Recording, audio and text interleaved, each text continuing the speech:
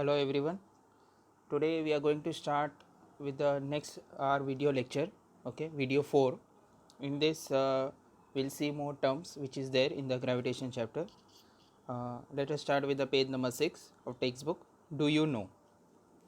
You must be knowing about the high and low tides that occur regularly in the sea. देखिए आपने सुना होगा levels दिन में 24 घंटे में समुंदर में दो बार एक हाई लेवल होता है एक लो लेवल होता है. That means high tides and low tides होते हैं.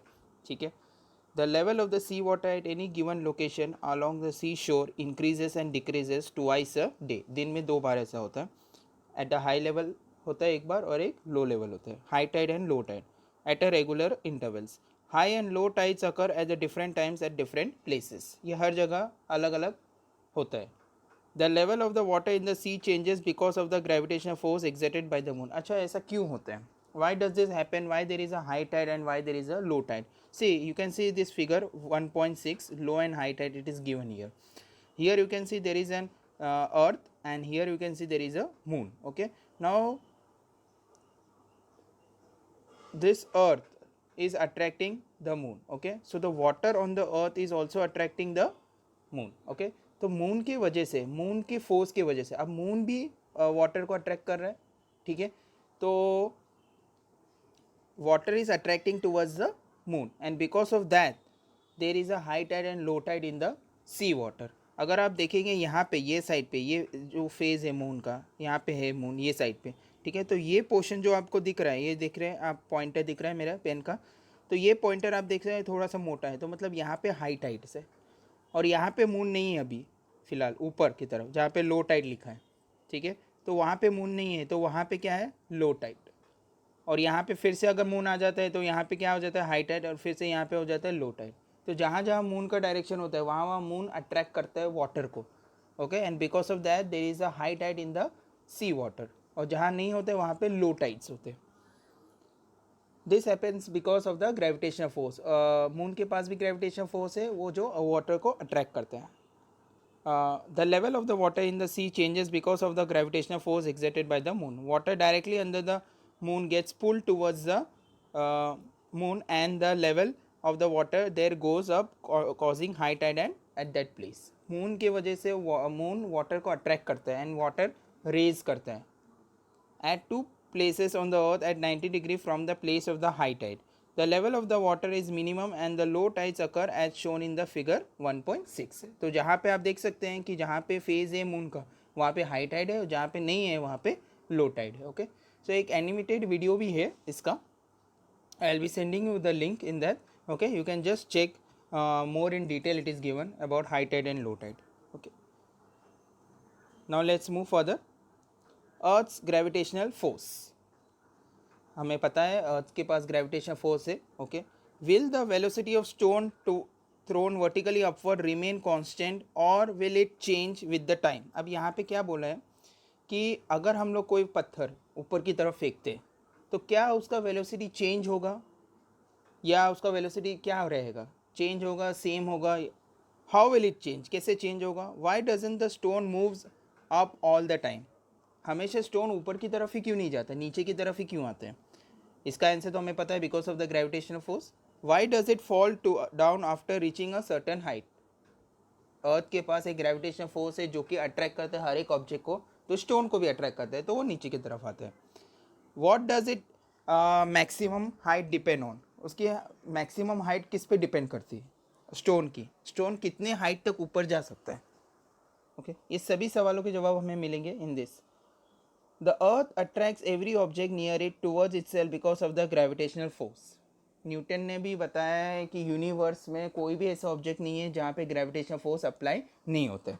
Okay, the centre of the mass of the earth is situated at is centre. अभी हम लोग ने देखा था इन लास्ट वीडियो कि जैसे अगर बॉडी स्फेरिकल है, ओके, तो बॉडी स्फेरिकल है तो उसका पूरा मास सेंटर में, उसका जो डेंसिटी अगर यूनिफॉर्मली डिस्ट्रीब्यूटेड है तो उसका मास सेंटर में होगा. That is called as a centre of mass. तो ग्रेविटी, अर्थ भी कोई भी चीज़ को जब अट्रैक्ट करता है from the centre it attracts. So the gravitation force on any object due to the earth is always directed towards the centre of the earth. हमेशा centre की तरफ. Because of this force an object falls vertically down on the earth. इसके वजह से कोई भी चीज़ जब अर्थ पे गिरता है तो वर्टिकली फॉल होता है, because earth is attracting the gravitational force from the centre. Similarly, when we throw a stone vertically upward, this force tries to pull it down and reduce its velocity. अगर आप कोई पत्थर ऊपर की तरफ फेंकते हैं, ओके, तो वो पत्थर ऊपर की तरफ जाने के बाद वो नीचे की तरफ आने की कोशिश करते हैं. वो पूरी ऊपर ही नहीं जाते रहते, नीचे क्यों आते हैं? Because of the gravitational force. Due to this constant downward pull.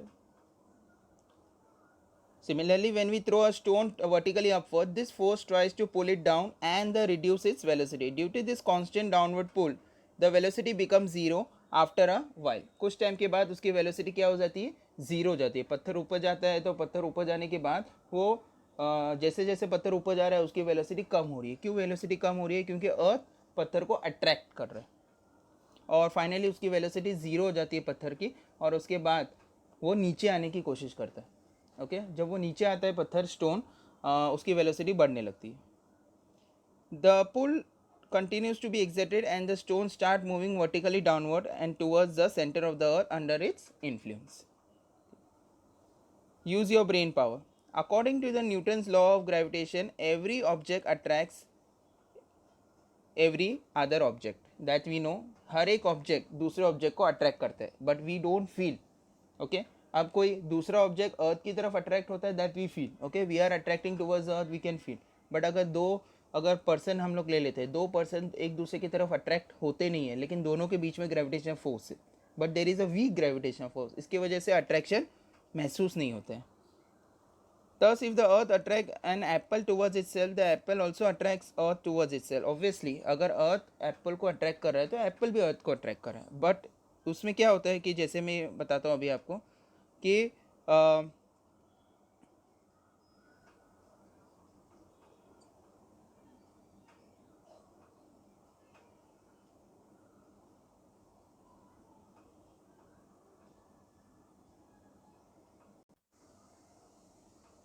see, if suppose this is an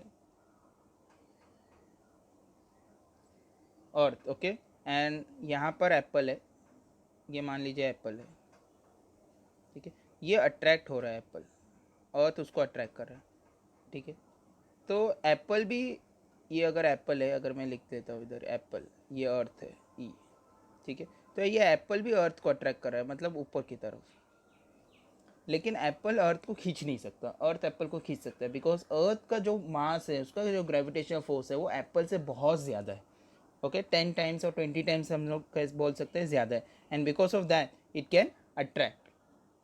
so Apple cannot come, Apple is coming towards earth, earth cannot go towards the Apple. The gravitational force due to the earth also acts on the moon because of its revolve around the earth. Similarly, इसमें moon में भी वैसे concept apply होता है. Okay, moon के पास भी gravitational force है, but earth के पास बहुत ज़्यादा है, and because of that it is attracting. अब देखिए कैसा होता है कि अगर सपोज जस्ट अ मिनट, हाँ, यहाँ पे अगर ये अर्थ है, ठीक है, और यहाँ पे ये मून है, ठीक है, तो ये मून जो है ये अर्थ की तरफ अट्रैक्ट होने की कोशिश करता है, अर्थ उसको अट्रैक्ट करता है, और मून क्या करता है, अर्थ को अट्रैक्ट करने की कोशिश. तो एक फोर्स होता है, ठीक है, जिसे हम लोग बोलते हैं centripetal force, that we have studied. So it is acting from the centre of the earth, ठीक है. तो सेंट्रीपिटल फोर्स की वजह से ये मून अर्थ की तरफ आने की कोशिश करता है. ओके, बट एक और फोर्स है जो मून पे अप्लाई होता है, दैट इज सेंट्रीफ्यूगल फोर्स. उसे क्या नाम बोलते हैं, सेंट्रीफ्यूगल फोर्स. ओके, जो बाहर की तरफ जाता है, मतलब सेंट्रीपिटल फोर्स क्या होता है, अर्थ की तरफ लेके आता है, towards the centre of the अर्थ. और सेंट्रीफ्यूगल फोर्स का मतलब होता है away from the centre of the अर्थ. तो ये मून को बोलता है बाहर की तरफ खींचने के लिए, ठीक है, बाहर की तरफ. लेकिन ये जब सेंट्रीफ्यूगल फोर्स और सेंट्रीपिटल फोर्स बैलेंस होते हैं तो क्या हो जाता है कि ये मून चक्कर लगाता है पूरा अर्थ को. ये अर्थ है, ठीक है, ये मून क्या करता है, उसका चक्कर लगाता है. अगर सेंट्रीपिटल फोर्स और सेंट्रीफ्यूगल फोर्स बैलेंस नहीं होगा तो ये मून बाहर चला जाएगा अर्थ के. लेकिन ऐसा नहीं होता, या मून गिर जाता है अर्थ पे, ऐसा नहीं होता. लेकिन the earth attract towards them itself, but unlike falling an apple they do not fall on the earth. Why? इसका आंसर अभी मैंने आपको दिया. सेंट्रीपिटल फोर्स और सेंट्रीफ्यूगल फोर्स बैलेंस होना चाहिए. सेंट्रीपिटल फोर्स क्या होता है, टूवर्ड्स द सेंटर, और सेंट्रीफ्यूगल फोर्स क्या होता है, जो अर्थ के दूर लेके जाए अर्थ को. This is because of the velocity of the moon and the satellite along their orbits. If this velocity was not there, they would have been fallen on the earth. ऐसा नहीं होता तो ये अर्थ के ऊपर गिर जाते हैं. जैसे बहुत सारे सैटेलाइट्स भी लॉन्च करते हैं इसरो, ठीक है, तो उनको एक वेलोसिटी दिया जाता है. वो वेलोसिटी से वो अर्थ के इर्द गिर्द चक्कर लगाते रहते हैं. Okay, and that velocity is balanced bye centripetal and centrifugal force. दोनों इक्वल होते हैं. इसकी वजह से वो सैटेलाइट्स है या मून है वो चक्कर लगाते रहते हैं, गिरते नहीं अर्थ के ऊपर. Earth's gravitational acceleration. Now what is acceleration? In 9th standard we have seen acceleration means what? Rate of change of velocity. ठीक है, rate of change of velocity is nothing but acceleration. Acceleration का symbol होता है small a. The earth exerts gravitational force on object near it. According to the Newton's second law of motion, a force acting on a body result in its acceleration. देखिए क्या होता है कि Newton second law के हिसाब से, अगर आपको याद है Newton second law of motion क्या था. Newton second law of motion, anybody remember? That is F is equal to M A. ये Newton second law of motion है. तो अगर एक्सेलरेशन बढ़ता है तो फोर्स भी बढ़ेगा, और एक्सेलरेशन अगर कम होता है तो फोर्स भी कम होगा. Gravitational force due to the earth on a body result in acceleration. This is called acceleration due to gravity and is denoted by small g. हमेशा small g से represent करते हैं acceleration due to gravity को. Capital g क्या होता है? Universal law of gravitation. लेकिन small g क्या होता है? Acceleration due to gravity. Acceleration is a vector quantity, हमें पता है ये. Vector quantity means it shows the magnitude as well as direction. अच्छा, एक्सेलरेशन ड्यू टू ग्रेविटी क्यों बोलते हैं? क्योंकि अर्थ कोई भी ऑब्जेक्ट को अपनी तरफ अट्रैक्ट करता है because of the gravity. Okay, तो ऐसे ऑब्जेक्ट पे जब फोर्स लगता है, ठीक है, तो उसका एक्सेलरेशन हम लोग क्या बोलते हैं? Acceleration due to gravity. As a result the gravitation force on any object due to the earth is directed towards the centre of the earth. The direction of the acceleration due to the gravitation is also directed towards the centre of the earth, that is vertically downward. Think about it, what would happen if there is no gravity? अगर gravity नहीं होते तो क्या होता? अगर gravity नहीं होता अर्थ पे, so what would be the scenario? All would be flying.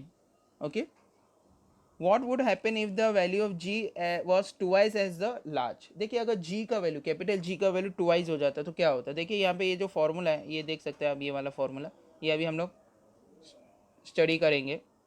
तो यहाँ पे अगर ये g का वैल्यू यहाँ पे बोला गया है,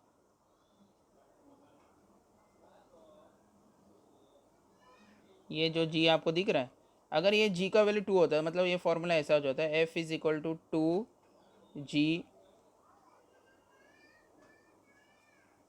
capital M small m upon R square. तो अगर g डबल होता है तो f भी क्या हो जाता है? डबल हो जाता है, क्योंकि वो उसके बराबर है. तो आंसर यही है, what would happen if the value of g was twice as large, force will also be twice. Okay, now next important derivation है ये, value of G on the surface of the earth. Sometime it asks in examination. Okay, कभी कभी ये पूछते हैं, question है exercise में आपको मिल जाएंगे. The value of G on the surface of the earth. We can calculate the value of G by using the Newton's universal law of gravitation for an object of mass m situated at a distance r from the centre of the earth. The law of gravitation gives. देखिए ये formula कैसे आया, F is equal to G. ये अगर आपको याद है इसका फॉर्मूला, आपको F is equal to G m1 m2 upon D square. ये सबको याद होगा, ये लास्ट वीडियो में देखा था. अगर आप देखेंगे तो आपको मिल जाएगा F is equal to G m1 m2 upon D square. ये न्यूटन्स लॉ ऑफ ग्रेविटेशन था. यहाँ से हम लोग ने फिर न्यूटन लॉ ऑफ ग्रेविटेशन मतलब जी का वैल्यू निकाला था, फिर उसके यूनिट्स देखे थे हम लोग ने. तो यही फॉर्मूला यहाँ पे न्यूटन लॉ ऑफ ग्रेविटेशन की मदद से हम लोग इसको सॉल्व कर रहे हैं. अभी आप देखेंगे यहाँ पर कि ये देखिए एफ है, यहाँ पर भी एफ है, कैपिटल जी इज देयर. दो मास है m1 एंड m2, तो एक मास ऑब्जेक्ट का होगा और एक मास अर्थ का होगा. तो एक जो अर्थ का मास है उसको हम लोग ने कैपिटल M ले लिया, और जो ऑब्जेक्ट का मास है उसको हम लोग ने क्या ले लिया? स्मॉल m ले लिया, ताकि फ़र्क पता चले कि capital M is a mass of the earth and small m is a mass of the object. Okay, और डी स्क्वायर के बदले हम लोग ने, डी मतलब डिस्टेंस होता है, तो यहाँ पे डी के बदले r ले लिया. Okay, that's it. यही फॉर्मूला है. तो ये फॉर्मूला आप डोंट बी कंफ्यूज दैट ये फॉर्मूला आया कहाँ से, ये जो फॉर्मूला है आपका ये यहाँ से आया, न्यूटन लॉ ऑफ ग्रेविटी, ऊपर लिखा भी है स्टेटमेंट, ठीक है, न्यूटन लॉ ऑफ ग्रेविटेशन की मदद से हम लोग इसको सॉल्व कर रहे हैं। तो F is equal to G capital M small M upon R square, equation number 3। वो इक्वेशन नंबर 2 था, अगर आप देखेंगे लास्ट चैप्टर घुमा के, पेजेस घुमा के अगर आप देखेंगे तो उसमें ये इक्वेशन नंबर 2 था, अब ये इक्वेशन नंबर 3 हो गया। That is capital M is the mass of the earth लिखा है यहाँ पर। तो F is equal to M, force का एक और इक्वेशन है। देखिए अगर अभी हम लोग ने देखा था कि F is equal to M है, ये न्यूटन सेकेंड लॉ है, बराबर है। तो यहाँ पे हम लोग ऐसा लिख सकते हैं क्या, F is equal to M G, A के बदले हम लोग ने जी लिख दिया। ऐसा क्यों? Because we are talking about acceleration due to gravity, और एक्सेलरेशन ड्यू टू ग्रेविटी का सिंबल क्या होता है, जी। तो ए के बदले क्या आ गया, जी आ गया। तो फोर्स का दूसरा इक्वेशन क्या है, F is equal to M G. तो इक्वेशन नंबर 4। तो अब आपको एफ का वैल्यू क्या है ऑलरेडी यहाँ पे पता है, दैट इज ऊपर का ऊपर है ना, ये देखिए ना, G M M capital M small M upon R square. तो ये जो एफ का वैल्यू है वो यहाँ पे हम लोग सब्स्टिट्यूट करेंगे। यहाँ पे देखो एफ का वैल्यू, ठीक है, एफ का वैल्यू क्या आ गया आपका, ये देखिए यहाँ पे ये इक्वेशन में सब्स्टिट्यूट, देखिए ये इक्वेशन ये आपको मिला, ये आपको दिख रहा है, ये देखिए ये F is equal to M G मिला है ना। तो यहाँ पे ऊपर ये यहाँ पे एफ के बदले आप क्या सब्स्टिट्यूट करेंगे, एम जी। तो ये एम जी इधर आ जाएगा, बराबर। तो क्या बन जाएगा इक्वेशन, देखें M G is equal to capital G capital M small M upon R square. तो यहाँ पे देखिए क्या क्या कैंसिल हो जाता है, ये देखिए ये एम और ये एम कैंसिल हो जाएगा, ओके। तो अब बचेगा क्या आपका, जी इज इक्वल टू, ये देखिए यहाँ पे लिखा है, ये इक्वेशन इन लोग ने यहाँ पे लिख दिया है फिर। तो G is equal to capital G capital M upon R square, ये दिखा इधर लिखा है आपको। If the object is situated on the surface of the earth, r is equal to small r is equal to capital R, that is radius of the earth। वो radius of earth बन गया अब capital. Thus the value of g on the surface of the earth is, ये मिल गया। अब देखो यहाँ पे हम लोग ने क्या सब्स्टिट्यूट कर दिया, ये आप देख सकते हैं स्मॉल r जो था यहाँ पे देखिए, स्मॉल r को हम लोग ने रिप्लेस कर दिया कैपिटल R से। कैपिटल R क्या है, रेडियस ऑफ द अर्थ। तो स्मॉल r क्या हो गया, कैपिटल R। ये स्क्वायर था, इसके लिए यहाँ पे भी स्क्वायर आ गया, ठीक है, ये देखो और ये देखो। तो g is equal to small g is equal to capital G capital M upon capital R square. The unit of g small g SI unit is metre per second square. इसका SI यूनिट हमेशा आपको याद रखना है, capital G small g का metre per second square. जो acceleration का unit था, एक्सेलरेशन का यूनिट भी मीटर पर सेकेंड स्क्वायर है, और ये भी एक्सेलरेशन ड्यू टू ग्रेविटी है, तो उसका भी यूनिट सेम होगा, that is metre per second square. The mass and the radius of the earth are 6 into 10⁻24 kg and 6.4 into 10⁻6 metre respectively. तो आप देख सकते हैं यहाँ पर कि कैपिटल एम का वैल्यू जो है मास ऑफ द अर्थ, ये मास ऑफ द अर्थ है, देखिए मैं पॉइंट कर रहा हूँ, ये मास ऑफ द अर्थ है, ये देखिए आपको स्क्रीन पे आ रहा है ग्रीन कलर का जो मैंने अंडरलाइन किया, that is mass of the earth, capital है 6 इंटू 10⁻24 kg। और इसके बाद आप देखिए यहाँ पर रेडियस का वैल्यू ये है, radius of the earth 6.4 into 10⁻6 metre. ये सब वैल्यू कैलकुलेटेड है बाई साइंटिस्ट, ओके। समटाइम्स जब हम लोग इसके बाद एक वीडियो में बनाऊंगा न्यूमेरिकल्स के ऊपर, तो ये सब हम लोग न्यूमेरिकल में वैल्यू सब्स्टिट्यूट करेंगे। वैल्यूज़ प्रिफरेबल है कि याद रखिए आप, ओके।